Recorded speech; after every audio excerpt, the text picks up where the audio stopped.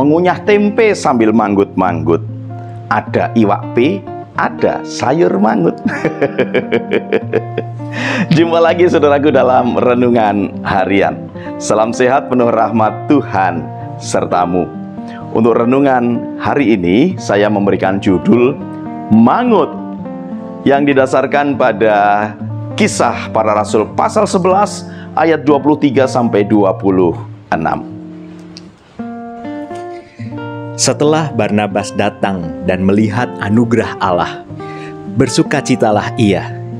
Ia menasehati mereka, supaya mereka semua dengan kesungguhan hati setia kepada Tuhan. Karena Barnabas adalah orang baik, penuh dengan Roh Kudus dan iman. Lalu banyak orang dibawa kepada Tuhan. Setelah itu, pergilah Barnabas ke Tarsus untuk mencari Saulus. Setelah bertemu dengan dia, ia membawanya ke Antiokhia. Mereka tinggal bersama dengan jemaat itu selama 1 tahun penuh, sambil mengajar banyak orang.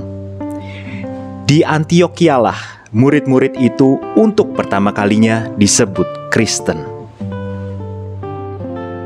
Saudaraku, produk kuliner berbahan dasar ikan yang dipadu kuah santan kuning nan gurih ini akan terasa lengkap dengan taburan daun kemangi yang beraroma khas.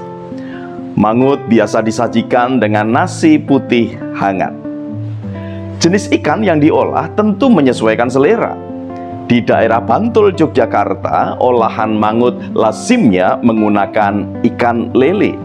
Sedangkan di kawasan pesisir utara seperti di Semarang dan sekitarnya digunakan ikan pari asap atau iwak pe. Kamus Besar Bahasa Indonesia mendefinisikan mangut yang merupakan serapan dari bahasa Jawa sebagai ikan yang digoreng atau dipanggang, dimasak dengan santan kental yang telah dibumbui dengan cabai.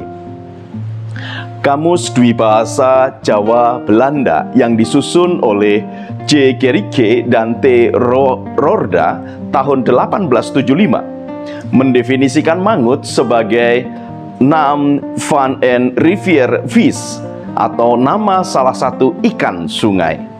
Hal yang sama juga disebutkan dalam Old Javanese English Dictionary susunan P.G. Zoetmulder dan S.O. Robson tahun 1982. Disebutkan bahwa kata mangut dalam kasanah sastra Jawa kuno merujuk kepada jenis ikan tertentu atau a particular kind of fish. Kata tersebut muncul di dalam teks Partayajna, Nawaruci, dan teks Kidung Gita Sinangsaya. Pergeseran makna dari nama ikan menjadi nama masakan diperkirakan terjadi selambat-lambatnya pada abad ke-19.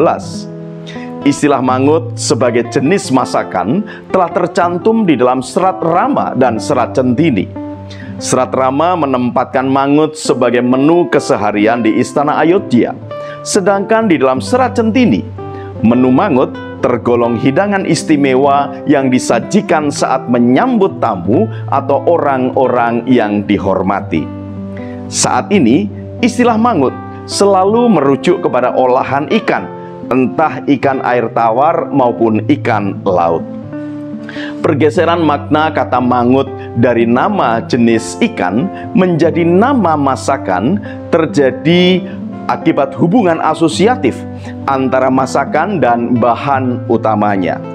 Dalam gaya bahasa, istilah mangut ini termasuk gaya bahasa metonimi, yaitu penyebutan ciri atau nama merek atau brand yang berkaitan dengan suatu benda sebagai pengganti.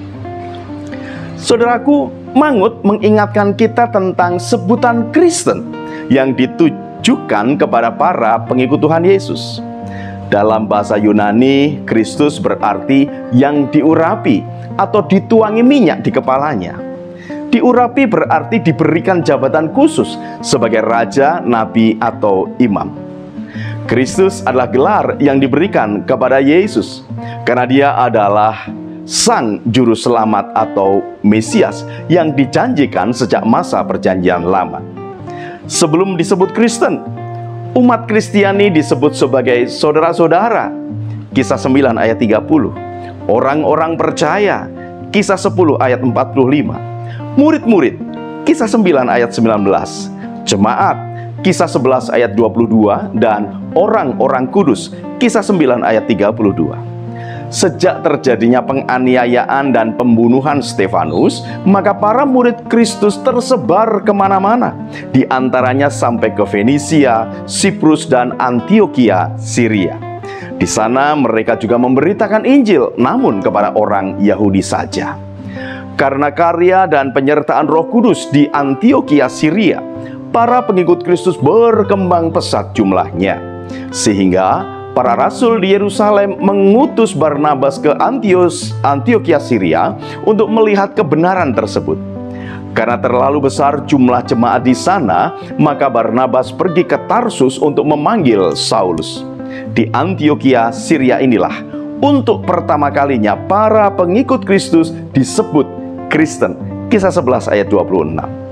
Karena Kristus adalah nama yang luhur, mulia, dan berkuasa untuk menyelamatkan, maka seorang Kristen seharusnya memuliakannya melalui perilaku sehari-hari sama seperti dia. Saudaraku, sebutan Kristen tidak semata hanya menunjuk pada nama saja, melainkan sebuah tanggung jawab dan komitmen dari setiap orang yang memakai identitas Kristen tersebut. Sebab dengan memakai nama Kristen ini, maka dimanapun berada, kita mesti memuliakan Tuhan. Kiranya sajian Mangut hari ini mengingatkan kita tentang tugas panggilan kita sebagai pengikut Kristus. Selamat berjuang, saudaraku. Tuhan Yesus memberkati. Salam guru dan keluarga.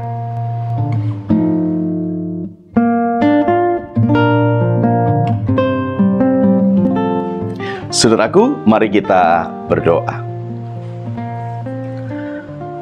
Ya Tuhan, dimanapun kami berada, kami rindu untuk menyatakan diri kami sebagai murid-murid-Mu. Oleh karena itu, kami mau memakai pikiran, tutur kata, dan perilaku kami sebagai sarana untuk memuji dan memuliakan Engkau. Kiranya Roh Kudus menolong kami untuk dapat mewujudkannya. Terima kasih Tuhan Yesus. Amin.